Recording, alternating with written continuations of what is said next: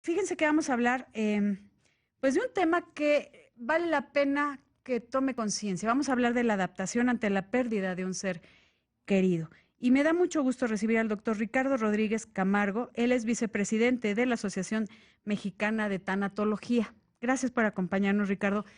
Tenemos que hablar primero qué es la tanatología Claro que sí, Ethel. y después cómo aceptamos las pérdidas, porque puede ser la pérdida obviamente de un ser querido, pero también puede ser las pérdidas de la salud, puede ser la pérdida de la residencia, De la de seguridad, la de la estabilidad seguridad, de económica. tantas cosas que a veces nos cuesta tanto trabajo Claro. adaptarnos. Pero qué gusto tenerte. Al contrario, Ethel, muchas gracias por esta invitación. Nos honra a la Asociación Mexicana de Tanatología estar aquí en imagen. Y yo les agradezco mucho la oportunidad, porque además de eso es trabajar con algo con lo cual nosotros, como pioneros, hemos trabajado durante casi 30 años, Ay, que nada es la más. sensibilización, sí, es la Claro. sensibilización o hacer una nueva cultura de la muerte. Sí, Efectivamente, como dices, la gente creemos o no sabemos si estamos o no preparados ante la muerte. Y realmente no lo estamos, ¿eh? no. Nadie. En el momento de la muerte yo creo que para todos implica un gran impacto Sí, emocional, un shock. Yo creo que lo más importante es saber, bueno, ¿qué hacer? ¿Qué hacer cuando tenemos una pérdida de la que se trate, ¿no? Porque a veces hasta la pérdida de la mascota sí, claro, se vuelve muy, muy importante para muchas personas que están muy, muy apegados, ¿no? por supuesto. Eso es la tanatología, La es tanatología parte de... es parte de la tanatología. La tanatología refiere su sentido etimológico hacia Tánatos, la diosa de la muerte, y hermana de hipnos, sueño. Tanatología es el tratado de la muerte, vamos. Entonces, entre hipnos y tánatos Sí, dan esa mezcla. Curiosamente, hay una sí, relación, ¿no? Cuando dormimos, yo creo que diario sí, ensayamos la ensayamos, muerte. claro. Es nuestro ensayo diario de la muerte. Y yo creo que el sentido de la muerte implica evidentemente el sentido del vivir, ¿no?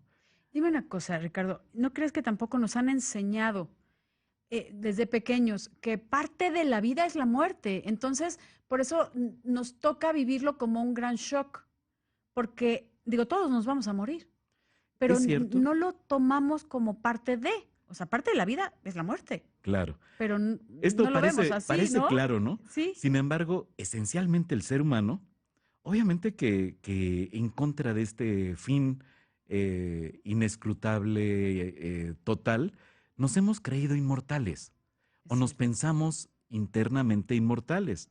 Es por ello que a veces nos desespera pensar que habrá millones de gentes que nazcan y que no nos conozcan ni a ti ni a mí. Habrá Cierto, millones de gentes que ahorita viven y no nos conozcan. sí. Somos limitados como seres humanos.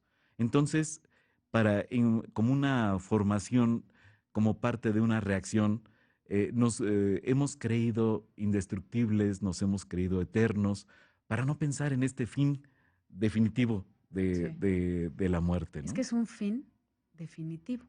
Sí, O sea, es fuerte pensarlo. sí, es mucho. ¿Sabes qué me he puesto a pensar ahora? No sé por qué, y lo comentaba con mi hija hace unos momentos, que también que me acompaña aquí, que llevo como 2 semanas donde ha habido 4 muertes, 3 semanas, que ha habido 4 muertes cercanas. Y, y que es difícil, ¿no? O sea, de repente cosas, unos accidentes, eh, feo. Pero lo que me pongo a pensar es que, ok, la gente fallece, pero todos los demás, de repente, ok, sí, lo viven, están contigo, vamos, después sigue la vida.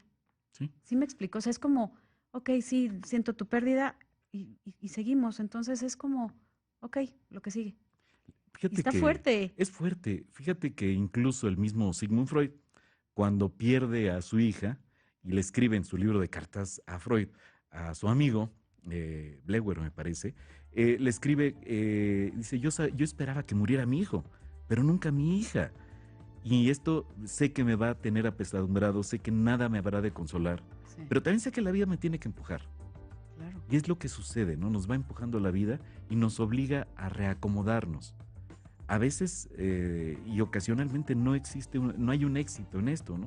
Sí, no porque la hay. muerte puede llegar, como tú dices, de manera Abruptamente. accidental, de Sí. manera Abrupta. abrupta, y hay veces que viene como parte de la Un muerte proceso. anunciada, como Ujú. decía el Gabo, ¿no? Sí, Esta muerte anunciada que nos anuncia una enfermedad, sí. que sabemos que va a morir.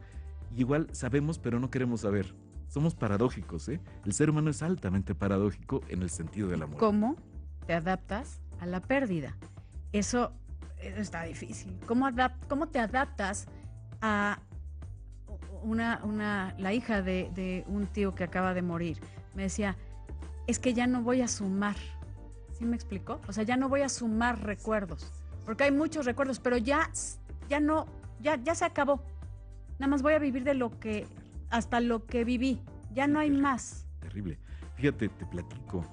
Yo tuve un paciente que su hijo muere por suicidio, Uy, eso lo está cual es altamente terrible. trágico, Sí. altamente trágico. Y la hermana de 9 años, una hermanita pequeña, cuando por fin abren por primera vez la puerta de la habitación de este Sí, joven sí. de 16 años no más, Ay, no. dice la niña algo muy sabio. Dice, qué tristeza ver tantas cosas sin dueño. Fíjate, qué Ay, me profundo, pusiste ¿no? chinita. Sí, a mí me impresionó Qué tristeza la ver sabiduría de tantas la niña cosas ante la sin dueño. muerte De su y hermano. darse cuenta de este desprendimiento que se da con ello, ¿no? ¿Cómo te adaptas a la muerte de un ser querido? Platicando con el doctor Ricardo Rodríguez Camargo, vicepresidente de la Asociación Mexicana de Tanatología, sobre la adaptación ante la pérdida de un ser querido, que nos cuesta trabajo hablar de la muerte en primera instancia. Y después, perder a un ser querido, yo creo que es algo todavía peor. Como dices, algo abrupto, bueno, nos llega de sorpresa. Inesperado. Y una enfermedad o algo que ya esperas, bueno, te vas preparando a ello, pero de todas maneras es Sí, doloroso. ¿Cómo te adaptas? mira, comentábamos hace un momento precisamente que el poder adaptativo de la gente depende mucho de cómo ha sido su desarrollo, ¿eh? Ujú. Sí, sí el contexto, muy importante, pero también el maternaje. La primera vinculación con la cual te enfrentas es Sí, con tu mamá. sí. Y dependiendo cómo se da ese vínculo y cómo se va tramitando a través de los años, la gente puede ser más adaptativa o menos adaptativa, dependiendo de muchas cosas. Algunas gentes, muy al contrario, fíjate qué paradójico, ¿no? Repito, a veces cuando hay personas que han sufrido continuamente muchas pérdidas, se vuelven como más resilientes. Tienen esa fortaleza como para enfrentar cambios continuamente. Vamos, hablamos de los niños de la guerra, los niños que tienen que adaptarse ante circunstancias de mucha pérdida, aprenden y tienen como un gran poder adaptativo.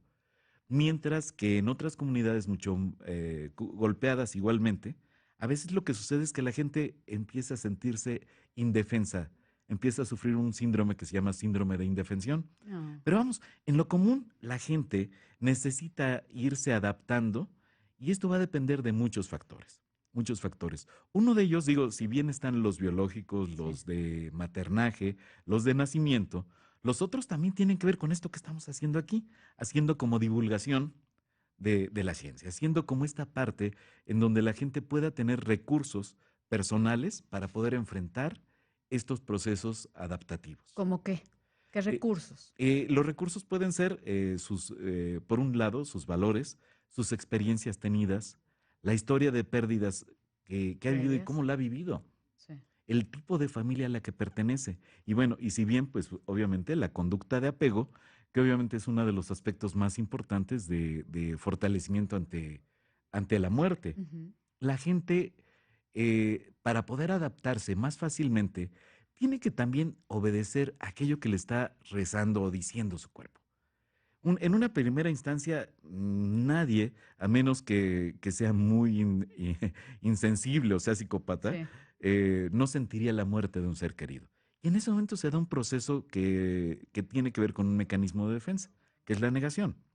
Sí. Esta negación es la manera en que Dices, de no, algún no puede estar pasando no puede esto, estar ¿no? pasando y esto nos defiende, es un proceso de adaptación. En esta parte, pues es lo normal, que la gente se sienta a veces colapsada y no sepa ni siquiera dónde está, Sí. o que no sepa qué pasó, o que al contrario, viva su vida como si no hubiera pasado Sí. nada. Esto es una pesadilla. Estoy ¿Sí? soñando. O de repente la gente entra como en automático Ujú. a continuar haciendo sus cosas, Ya. sobreponiéndose ante el shock. Pero la siguiente etapa, que es muy importante y tiene que ver mucho también con aspectos culturales, tiene que ver con la adaptación emocional.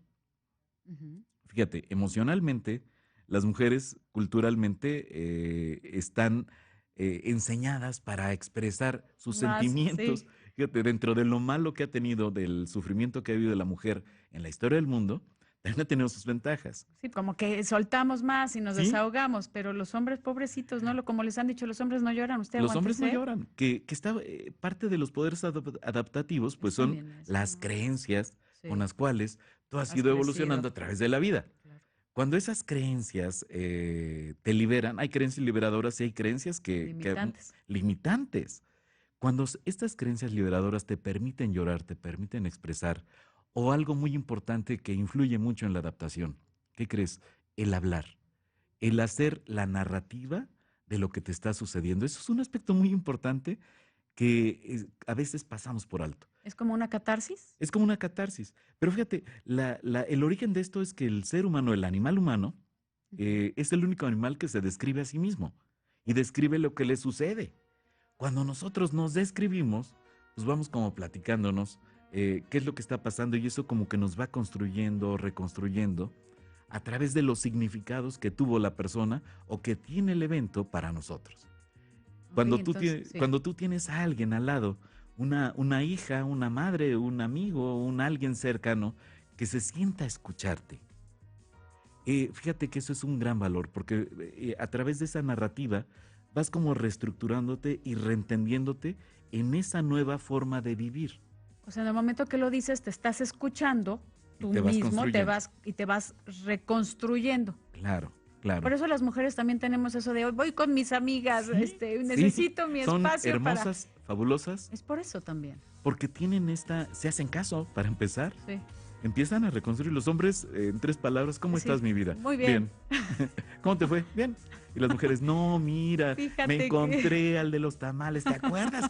No, ¿qué crees? Y empiezan a describir, pero eso es valiosísimo. Es porque se están narrativa pura. reconstruyendo. Están reconstruyendo su experiencia, son más profundas y se reconstruyen. ¿Ya vieron eso? Qué importante. Entonces ya entendemos por qué las mujeres tenemos tantas amigas y por eso, Claro, aunque somos repetitivos, luego cuando tenemos problemas o cuando tenemos un dolor, una y otra vez. repetimos Y y eso es bueno. repetimos y repetimos. Y dice, "Ay, ya me aburriste con tu mismo rollo", pero lo necesitamos para reconstruir. Fíjate, cuando en el hospital, en donde yo trabajo, Ujú. compañeras que llegan en transporte y que a veces las roban o las Ay, sí, asaltan, llegan choqueadas. claro. Pero le platican al primero que se encuentra en el checador y luego a Sí, la siguiente, luego al siguiente, luego al siguiente. Al final de la jornada ya están bien, porque ya lo soltaron. porque ya lo soltaron, ya lo platicaron, ya le reconstruyeron y rearmaron la experiencia. Fíjate qué fabulosas. Los hombres le tendríamos que aprender mucho a ustedes. Y eso es también parte de la adaptación, Y es la parte de la pérdida adaptación. de un ser querido. Vamos bien y saludable. Oye, nos está diciendo Cheli Figueroa, gracias Cheli. Dice que ella acaba de perder a su padre por cáncer de páncreas y que entendió que todos deben de saber tanatología, que todos debemos de saber tanatología. Entender la muerte como parte fundamental de la vida. E ir Lo facilitando los sentimos mucho, procesos, Cheli, claro. de verdad. Pero, como decimos, es parte de la vida, la muerte. La muerte, fíjate que aprender a morirse te lleva directamente a aprender a vivir. Uno podría Ay. imaginarse, imagínate que un tanatólogo, no yo. Ujú. ¿Tú te imaginas un tanatólogo como un buitre que anda rondando las camas y Ay, a ver de quién se va negro a a ver quién se va a morir, ¿no? morir, ¿no? Sí. Y no, yo creo que un tanatólogo que se viste de serlo, yo creo que es una gente que tiene un gran optimismo, que tiene energía, que le gusta vivir. Le gusta vivir. ¿Qué le dices a alguien? Porque nos quedan pocos minutos, Hoy sí, Ricardo. Y yo necesito saber. sí se va rápido. ¿Qué le dices a alguien que acaba de perder a un ser querido? A ver, te están escuchando como Cheli, como muchas otras personas que en este momento están viviendo un duelo, que Entiendo. acaban de perder a alguien o algo, que para ellos es difícil aceptar. ¿Cómo los alientas? Mira, esta pregunta, te juro que la he escuchado muchas veces. No es la primera vez, porque nos preocupa, nos complica. Lo Ujú. primero que pensamos, ¿qué le digo? Sí. ¿Cómo confronto a aquella persona que está en dolor o en sufrimiento ante la pérdida de un ser querido? Y nos cuestionamos, ¿qué le digo? ¿Qué le digo a un niño Perdió a su que perdió a padre. su padre o Uf. que él mismo está muriendo. Ay, no. Fíjate que no es lo que decimos, sino es la capacidad que nosotros tenemos para escuchar. Fíjate, un suicidólogo, Sergio Andrés Pérez, cubano precisamente, decía, mira chico, tú tienes que tener mucho eto, y se tocaba el El codo, codo. y mucho eto, y se tocaba la nalga. Tenemos que tener mucho callo en la nalga y en el codo para sentarnos y realmente escuchar a la gente. Ya. O sea, mucha Realmente, nalga para sentarte sí, y oír horas y horas. hacer empatía, ser altamente empáticos, aprender el proceso de la empatía. Sí. Como que nos la hemos ido pensando que nada más es ponerte en los zapatos del otro. No. Pues no es tan fácil, es mucho más complejo. Por eso es que es necesario hacer una cultura de la muerte. Sí es necesario este personaje que surgió hace 30 años en México, que es el tanatólogo, como un profesional que pueda reorientar hacia la muerte a las personas. ¿Qué les dices? Entiendo ahorita cómo les Es dices? A ver, facilitar hablar, facilitar o hablar. sea, Yo creo que habla validarle a tu dolor. través del dolor, decirle, yo si estuviera en tu lugar me sentiría igual de mal que tú. Tienes toda la razón de sentirte mal. Validar el sentimiento. A veces utilizamos eufemismos como échale ganas, que es casi una mentada, discúlpame. Sí, es una mentada de madre. No se trata de eso, se trata de validar el sentimiento y la emoción del otro. ¿Qué es lo que estás sintiendo? ¿Cómo lo estás sintiendo? Y yo como testimonio, como testigo o espejo del otro, estoy validando lo que estás viviendo. Estás encontrando un ser humano del otro lado. Ese ser humano que es tu propia proyección y que está dispuesto a validarte. Es validar al otro. Es acompañar serenamente al otro con compasión, es decir, acompañar la emoción que está viviendo esa persona junto. Sí. Darle, no bloquear el llanto, no bloquear el enojo, porque a veces estamos enojados con la muerte, Sí. no bloquear el miedo que nos genera perder a un ser querido y hablar de esto, darle la oportunidad de hablar. Es más allá, yo creo que el trabajo tanatológico será un 20% verbal y un 80% no verbal. Escuchar y escuchar. Escuchar, sentarte y realmente escuchar y que la otra persona tenga la experiencia de sentirse escuchado, de sentirse que otro está junto a él. Cuando acompañas a alguien en un duelo, o sea, por ejemplo, fallece alguien y vas a un velorio, vas a dar un pésame, ¿qué dices? ¿Qué es lo más recomendable en decir? Mucha gente dice, estoy contigo, lo siento mucho, échale ganas, que es una mentada de madre. O sea, sí, le voy a echar ganas, pero estoy ahorita dolido, estoy sufriendo, acabo de perder a lo que sea, ¿no? O sea, mi padre, mi Claro. hermano, mi... El primer requisito, ¿Qué? Ethel, el primer requisito, no vayas cuando no lo sientas. Ok. No vayas cuando no estés realmente sintiéndolo. Yo creo que tenemos amigos que sabemos que somos muy valiosos para estar en ese momento de dar lo que llamamos el pésame. Pero más allá de dar palabras a veces sin sentido, Sí. es realmente que lo sientas. Si realmente lo sientes, el otro va a saber que cuenta contigo. A veces a través de un abrazo, simplemente de la mirada, simplemente de estar. Aquí me lo está diciendo Rogelio. Dice que sí es bueno quedarse callado a través de Twitter. Dice, a veces pienso que hasta dar el pésame podría significar hacer sentir mal a la persona. Claro. También se vale quedarse Cuando es un callado y una eufemismo, por mirada, Dios, como lo estás diciendo, Rogelio, una mirada, un abrazo, estás diciendo, aquí estoy, claro. ¿no? Ese es contar con el otro y saber que está ahí y que realmente puede ser un gran apoyo. Sí. Puede ser un gran apoyo. Me está diciendo Jesús Arturo Torres desde Nueva York, un abrazo. ¿Qué se dice o cómo se da el pésame? A ver, es mirar al otro, ver qué tan pertinente es acercarse, porque en ese momento la gente puede estar de diversas maneras. Sí.